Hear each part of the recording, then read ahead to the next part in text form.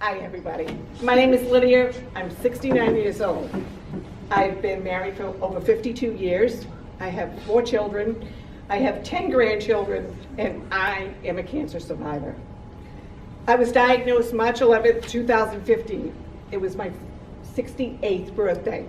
Wasn't exactly the kind of news or the surprise that I was looking for, but that's what I got. I was totally taken aback by it, simply because I just didn't believe it. I didn't believe all the tests that they were taking and the lumpectomy and all that would come back as being positive, but it was. And I was like, why me? I'm not that special, and there's no history of it in my family. And it wasn't a matter of what's up, doc, it's a matter of what's next, doc. After 2 rounds of chemo and 6 weeks of radiation, I made a decision that the only way I was going to get through this is if I stood up to it and I just kept moving forward. That's what I needed to do, and that became my mantra. If I gave up and felt sorry for myself, it would become a self-fulfilling prophecy. I would be worrying, there would be sorrow, it would consume me, and it would take over every corner of my life and every decision that I made. In the end, my answer was, catch me if you can, cancer. I did everything that the nurses in oncology suggested. They were so supportive, they were so loving, they were so positive. And I did what they told me to do. Eat, rest, take the meds, go out, and stay alive. When I was asked what I was doing, how I was doing, I always said, I'm fine, I'm great, I'm doing better. The more I said it, the more I believed it. I didn't want pity. I wanted positive feedback. Not lies, just reinforcement that I was doing the right things. There were some crazy, funny things that happened too. My sister is a hairdresser. She has a shop out in Pasco, Rhode Island. And we had talked about the fact that I would probably lose my hair, and what was I to do about it? So I bought a wig, and we made a decision when the time came that she would shave my head. And so I got really tired of it being everywhere. And so one night I called her and I said, it's time. And so I was going to meet her the next day. It was a beautiful day in June. And I was driving from here to Pasco, and the windows were open and the sun was shining and my hair was blowing out the window. I mean, it was just, I was like, what is that? And so I got to her shop and it was closed, and she came over and she's going, yeah, it's really thin, Lydia. I said, yeah, because most of it's on Route 7 between Bryant University and here. And so she did shave it. And this is what I looked like. Bald as a cue ball. But my theory was, if it's good enough for LL Cool J, and it's good enough for Steve Harvey, and it's good enough for The Rock, I could live with it. I did wear the wig for about 3 days, and I was so uncomfortable. I was doing this, I wasn't sure if it was on straight, I was always touching it. It just wasn't working for me. And so every day when I'd come out of work, I'd take it off and I'd stick it into my work bag. And one afternoon I came home and my 24-year-old grandson was out in my yard.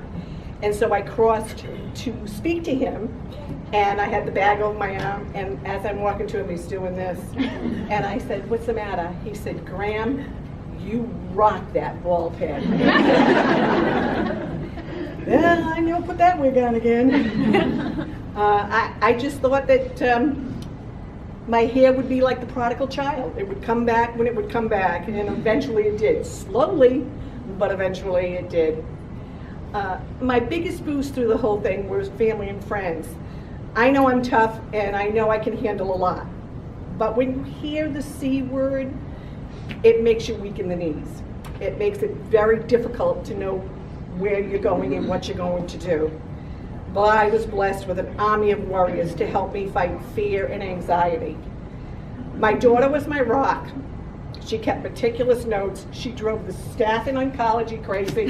Can we have the blood test results, please?